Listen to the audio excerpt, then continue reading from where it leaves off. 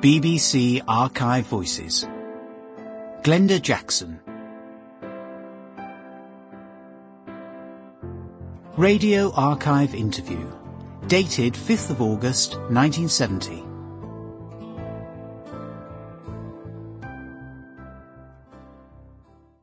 I first saw you in the theatre. It must have been 1964 in Theatre of Cruelty under Peter Brook. Oh, yes. That was a very breathtaking encounter, because it had what now, in the light of subsequent events, seems to me to have been one of the most marvellous nude sketches or scenes that I've ever seen. The one in which the nudity was used as a kind of genuine ritual of purification. That's right, it was, yes. Was it very challenging to appear in this very, very stark nude scene? Well, I think once you've actually got your clothes off, the problems disappear, really. I mean, it's other people's embarrassment, which is embarrassing, and there was very little of that around. And as I say, if you've done it once, you do it again. Yes. And it was also absolutely right for that sketch. I mean, you couldn't have done it in any other way. It was a ritual, as you say, cleansing, and you couldn't have done it with sort of half-dressed or, you know, some sort of...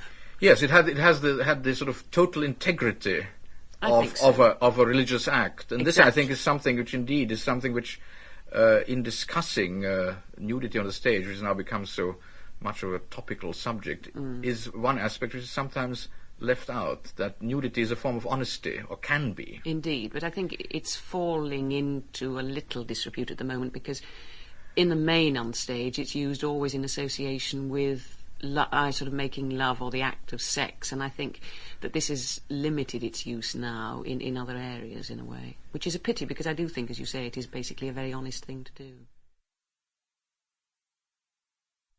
I saw you in the Marasad. Oh.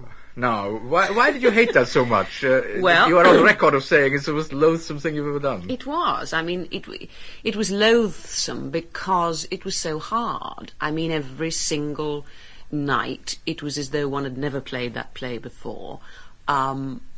There was absolutely nothing that one got as an actor from it. It was intensely cold. You had no communication with your fellow actors at all.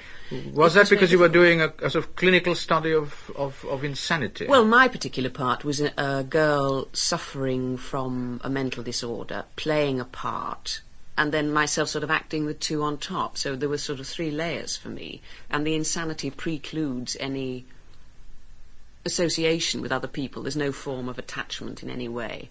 And I think this is why it was so cold. It was a very barren play to be in, but a very extraordinary play to rehearse, oddly enough. Yes. I think it was more valuable from the rehearsal's point of view. But the Marasad got you onto Broadway. What was that like as an experience? Well, you being lionized as a star on Broadway. that was very funny, really. I quite enjoyed all that. But it was we played a week of previews before we actually opened, and we were there in the winter, and the central heating was dreadful. I mean, I've never known central heating like it, and our throats started to dry up and we were losing our voices, and there were all sorts of terrible things happening. We played our first preview audience, and they applauded the songs, and they virtually shouted encore, and they laughed in places where there'd always been total silence in England. And we sort of came off the stage shaking, saying, you know, this Americans are an uncontrollable audience. And eventually we got used to that, and then of course after the first night, when the notices came out and said this is stark, gripping, realistic horror and all that sort of guff, they were a much more controllable audience. But they were fascinating to play to. They're much quicker witted than a London audience. Of course we were there when Vietnam was really reaching its peak in America, in a way. So all the political attitudes and ideas in the play were seized upon enormously, and they're musically very acute. The musical jokes which were inherent in the score never were noticed in London. They got a laugh every performance in New York. So they were a very stimulating audience to play to. New York I found quite terrifying, of course. In Women in Love, you appear not only in the nude, but actually in a very physical love scene in the nude. What is one's reaction to doing this? Do you have a sort of clinical attitude to it, or?